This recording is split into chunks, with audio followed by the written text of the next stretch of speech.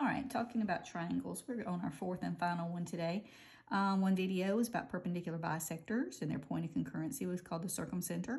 Then we talked about angle bisectors and the incenter. We talked about the medians and the centroid, and the last one is altitudes with an orthocenter. So that's the big picture.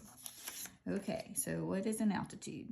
It's a perpendicular segment from a vertex to the opposite side. So from vertex A to F, see the 90-degree mark is perpendicular, but it doesn't bisect it like the perpendicular bisector does. It just meets where it meets.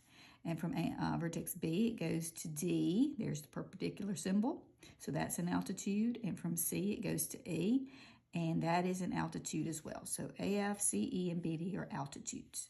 Now, the point where they intersect is called the orthocenter. So that's the new word for that, the orthocenter G.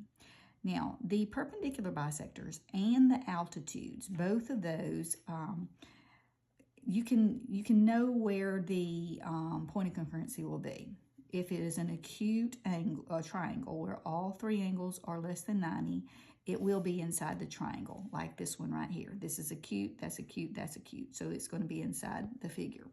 If it happens to be a right triangle, your orthocenter is going to be on the triangle itself. If I remember correctly, it's on the hypotenuse. I'd have to check that though. And then if it happens to be an obtuse triangle where one of the angles is more than 90, then the orthocenter is actually not even going to be inside the triangle at all. It will be outside the triangle. Now remember that these three rules go with both perpendicular bisectors and altitudes.